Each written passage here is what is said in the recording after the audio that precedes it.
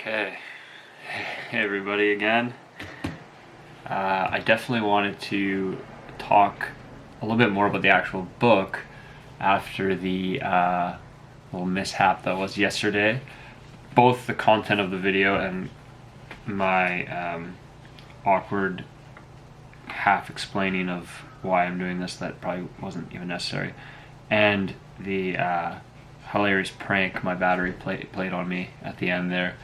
It was not planned. I wish I could actually take credit for that and say that that was like this little bit I thought up, because I will do those if I can think of them, but that was just I guess serendipitous from a comedy standpoint, which is fitting, Don Quixote and all. Right as I was complaining, it just shut right off. But I feel like I just had to get that out of the way, rip that first video band-aid off, essentially, and now I can get into some actual specific stuff, because I haven't even done that yet. Although, even though it's only my second video, I'm kind of thinking there might be like some diminishing returns with this project, because like, how much can you say about the same book? Like, a journal is like daily, so if I'm doing daily videos about the same book, like there's going to be some lulls and diminishing returns. So I mean, I'm not going to do daily videos anyways, no promises there. I don't think anyone would want that anyways, just noise. But still, like, I'm kind of thinking maybe this whole thing is like an excuse to just have made a channel to talk about like the tons of hobbies I have. Excuse to talk about those things, which is fine too. I'm excited to do that. Obviously the gears are turning now, and I've, like, you know, even though I said this is like the worst time for me personally and mentally and reading wise to do something like this, I have years of things saved up that I can like return to and etc. So first off, check out this bookmark that my daughter made. Yeah, pretty sweet. I'm jealous, I bet. So I haven't I haven't read anything since I started this, since I made that video. I have a really weird shift at work, 4 p.m. to 2 a.m. right now. But there's some things I was not able to get to. First, in a more general sense still, I wonder if anyone can relate to this.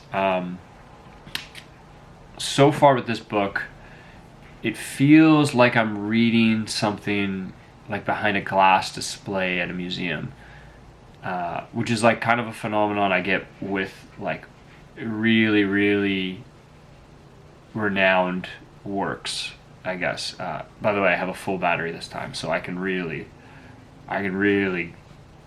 go in. Like, almost like there's a distance between like yourself and things you see at a museum. Like, if you have a favorite painting that you've wanted to see for years, seeing that can be an extremely emotional experience for sure. I've had those experiences. I've basically been in like close on the verge of tears in front of some of my favorite paintings, seeing them in person finally. But there is like context matters, setting matters. Sometimes it heightens it, but sometimes it's kind of like you're very, at least I am, self-aware that this is a museum, and all the history that comes with the museum and the artist and the work is like inside of the experience of looking just at the painting itself. Even if you want to remove it from that, and can temporarily, I feel like it's like a weight that comes with it. So that can make it more emotional and moving as well. But it's like, there's a huge difference between like, I love this painting, it's one of the greatest works in history, and I love this painting, it's the best work my good friend has ever done. There's like a kind of a, I don't know, like a tactile is the wrong word, almost literally, in the sense that like, I guess you could be allowed to touch your friend's painting, but like even that is a weird thing to say, but like there's something like specific about that separates works that you do truly love but don't have that sort of what's the word, preciousness, I don't know, like, so even though this is just like a random best-selling kind of mass market paperback, not actually a mass market, but like it's a paperback of Don Quixote, the work itself, reading it, is, I get that kind of phenomenon, that experience. And I think a truly great work, novel-wise especially, will do away with that eventually. That would be my hope. Like Count of Monte Cristo, that did happen, and I think that a lot of that is due to like the characters, for sure, the narrative. It is like I totally understand why it's like a gateway drug for books and classics, specifically even. In some ways it's like the narrative, like the modern narrative, and there's a familiarity to the world you get accustomed to and the characters that you get just drawn in, and it kind of does away with that sort of like, this is like an object.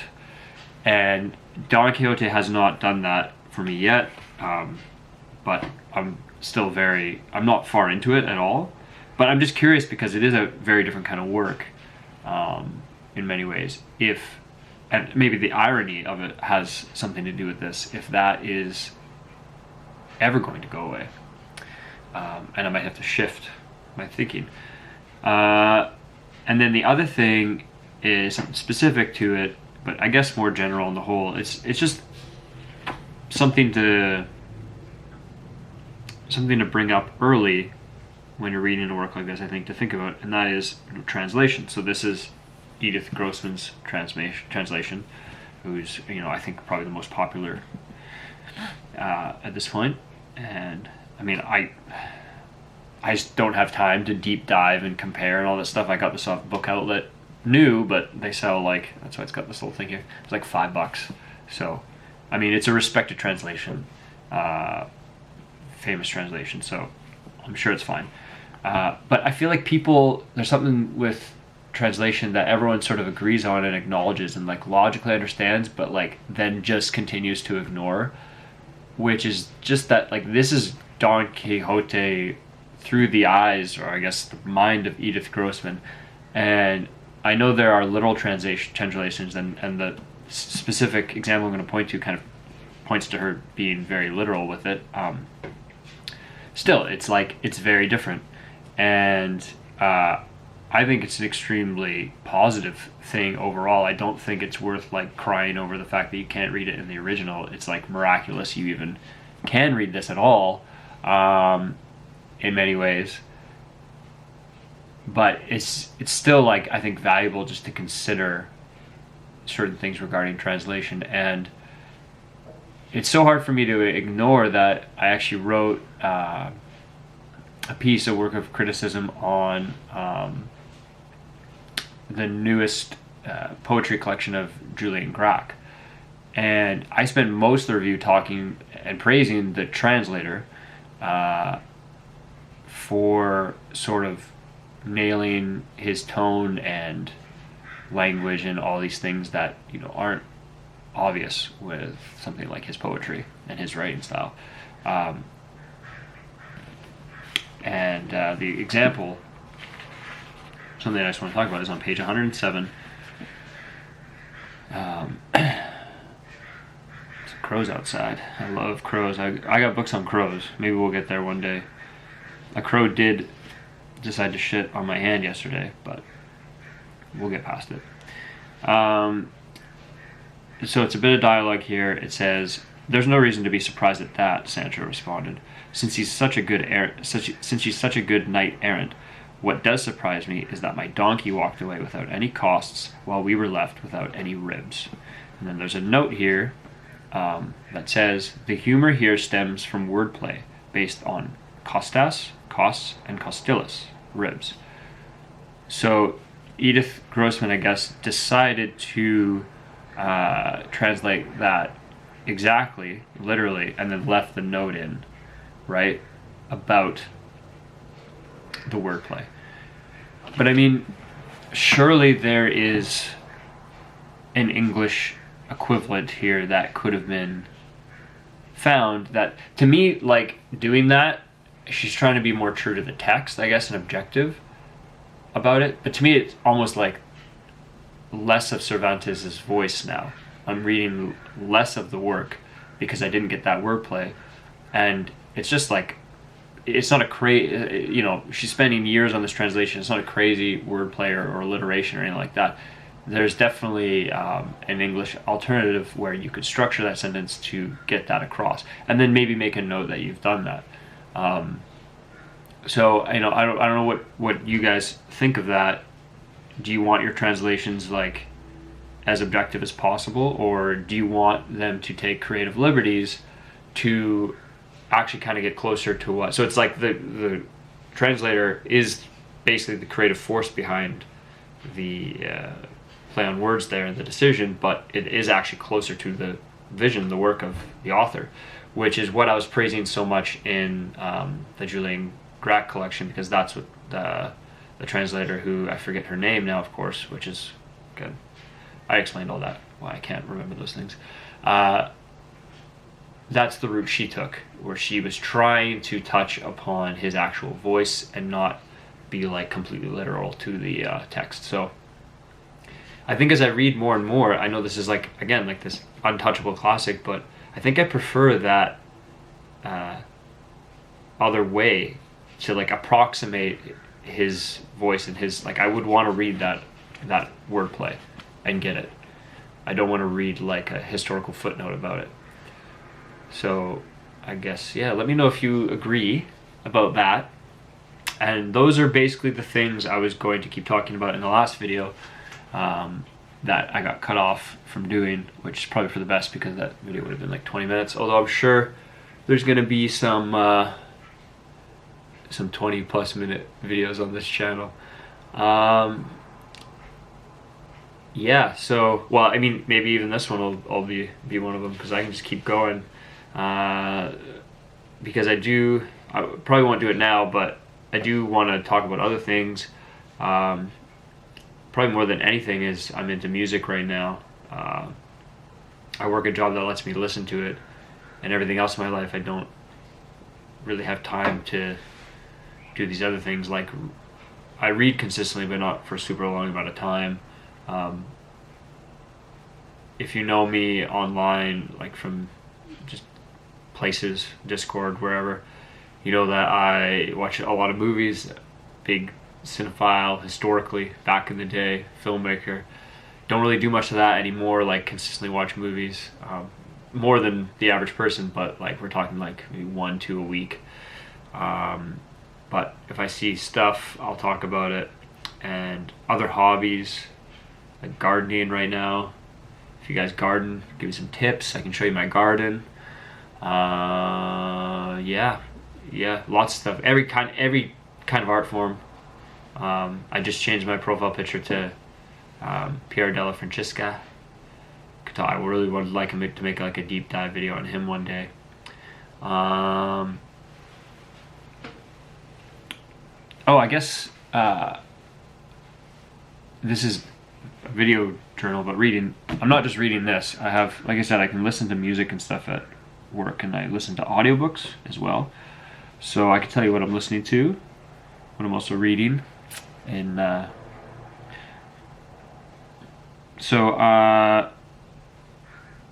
it's loading. Oh, what happened? So I'm reading Goliath's Curse by Luke Kemp, but that's going to have about a 6-month pause in it because I didn't finish it before it was due back, and for some reason it's like this insanely popular book. I'm using the app Libby, and yeah, I'm not getting that back in a while. And then I'm also listening to, which is hilarious because I've been listening to this for so long. I'll talk about this after. I'm listening to The World, if you can see that, by Simon Sebag Montefiore, and basically it's a whole history of humanity through families, which usually means it ends up being like powerful families, rich families, kings, things that are already like well researched. And so it's a monumental work in terms of the task and the synthesizing of all these cultures and stuff, because he does a good job of not leaving stuff out. I think just history is not the best for audiobooks because there are so many names and places and dates and numbers from other times in history. And this is like a 70-hour audiobook, so sometimes I'm listening to it, a higher speed. We all do it. And like, I just can't take in all those names. So, but as something to passively listen to, alongside like actually reading works of history, like, that's why I do it. Go for it. But unless you're like really sitting down and listening, I think it's hard to listen to historical audiobooks and like works of history. And if you are listening that closely, you might as well just be reading the book, which is way better. But so I have trouble with those, and I end up like putting it off because there's just so many names that are hard to take in and remember. But I feel like it's also like, if they did come across me, like someone was talking about a specific historical figure, now because of this kind of book, I might trigger something I might remember. So it's pretty good, but it has such a huge scope and goes so beyond my areas of previous reading that I can't really speak to it too deeply. But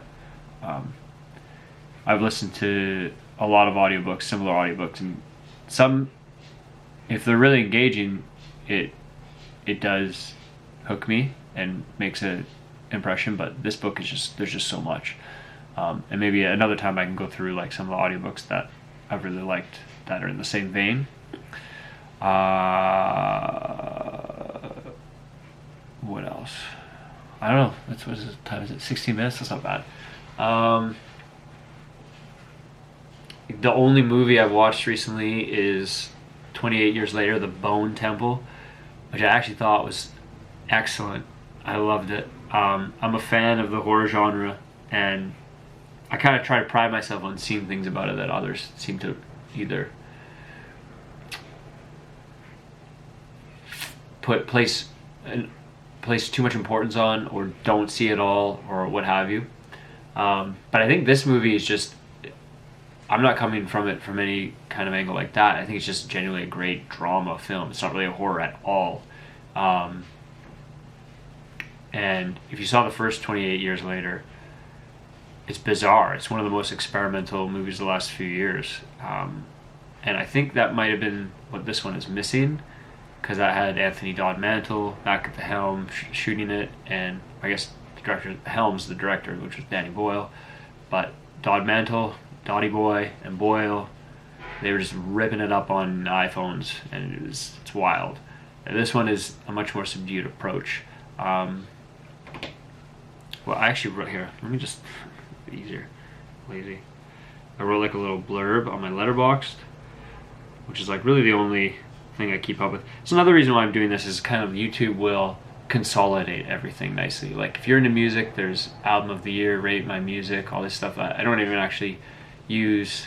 I use album of the year just privately. There's Letterboxd, there's like Discord technically, and then same thing is like if I want to share things I like with my friends, it's like you might have to like now there's the post involved with that. Instagram, same, literally just texting people, messaging people. It's like a lot, and it's a stupid problem to have. So at least YouTube just consolidates everything I'd want to talk about and share.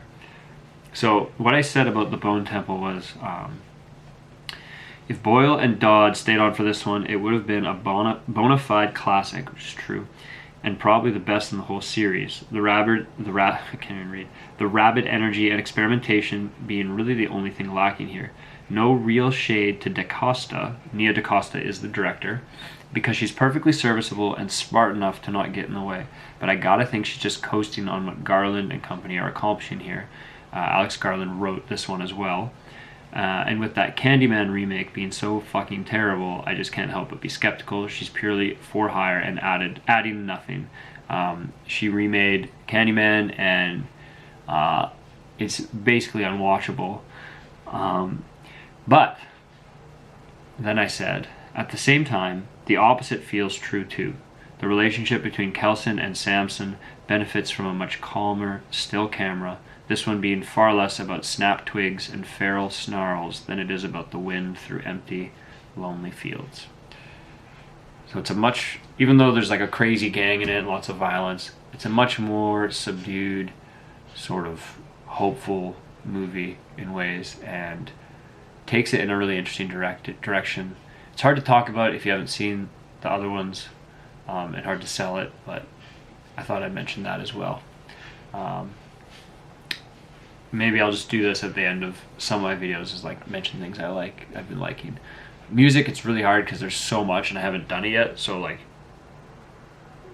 because like I want to make a whole other video about music being like really great. Like, you show me some contemporary poetry, some contemporary literature, even movies far less so, but many movies, sure, and you're prompting thoughts about culture is dead and all this stuff from me on my end. But with music, it's like most things that I'm actually interested in checking out, like I like. So that's a whole other thing.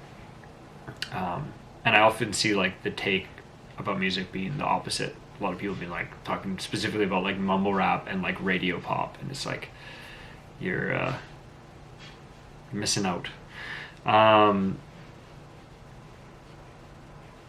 So yeah, I don't even know where to begin with music without some sort of like, I could just mention literally what I'm listening today is maybe surprising, and apologies to the serious people out there, the new Kim Petras album. I'm not really familiar with her history and like the reception of her previous stuff. I just know her from like featuring on some Frost Children songs, who produced some of the best tracks on this new album. It's basically like a hyper pop album, which has a soft spot in my heart because, as corny as it is to say, I've been there from the start with PC Music. I remember the Hey Cutie single, I remember Girlfriend of the Year and early Hannah Diamond stuff. So I've always loved like really hooky melodies. Like, I'm not scared to love like unabashed like huge pop hooks, but then I love experimentation. So like my favorite bands are the ones that clash like really awesome, like legit catchy, like Beatles-esque hooks or something like that with like crazy sounds. So like I really love like Animal Collective, and mid 2000s stuff is like really a golden age for that. So I love hyperpop because it's playing with those things and like amping them up to 10, and they are really catchy, but then they just sound crazy and like could never play on the radio until it was like co-opted by, you know, Charlie XCX and people like that, which ironically I actually think like Brat and stuff is less interesting than, I'm a big fan of hers, but I find it less interesting than some of the earlier and other stuff. So this Kim Petras album is basically like hyperpop, and it's probably, I don't know, there's like 5 or 6 pop albums this year that are so good, or at least like really good, like solid, and this might be the best one. Like, the song Brutalist is genuinely moving, beautiful, and the song 101, which is the one I know for sure Frost Children produced, is insane, crazy song. So yeah, that's that. 23 minutes. Sweet. Okay, death is it. No, I'm just kidding.